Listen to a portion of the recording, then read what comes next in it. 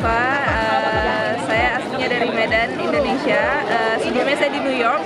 Jadi ini pertama kali merayakan Idul Fitri di Philadelphia. Dan senang sekali ternyata lebih ramai suasana daripada di New York. Ya, selamat Idul Fitri semuanya. Yeah, so this is my first time fasting for Ramadan, and really grateful for the time of self-reflection, deepening faith, time for prayer, and yeah, grateful to be out here celebrating Eid with everyone. I want to say thank you and shout out to Inda for inviting me. It's been a very blessed month, and I'm grateful. Thank you so much. Halo, nama saya Bima.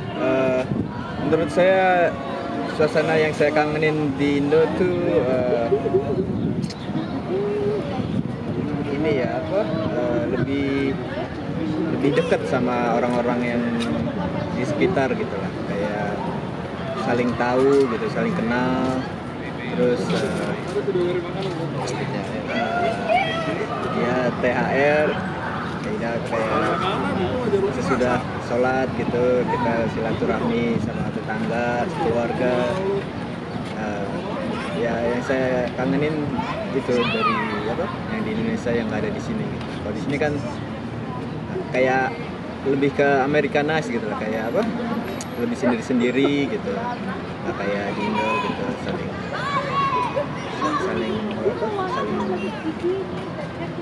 deket lah pokoknya gitu. Nama saya Gilby, saya datang ke Amerika umur 12 tahun. Ya, Lebaran di Indonesia sama di sini tuh kayak di Indonesia kita misalnya Lebaran kita salam-salaman sama tetangga gitu, silaturahmi, terus habis itu ke rumah tetangga makan-makan, terus bagi-bagi THR. Ya di sini kita sholat terus bercakap-cakap sama teman-teman di sini. Presiden Masjid Al-Falah Philadelphia. Kita milih di sekolah sini karena kita punya dua pilihan, kita bisa di dalam gedung atau kita bisa di luar gedung.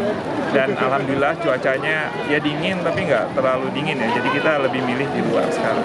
Persiapannya sih jauh dari beberapa bulan yang lalu ya, dari nyari gedung, nyari lokasi. Tapi untuk persiapan semuanya mungkin seminggu terakhir lah untuk persiapan matang.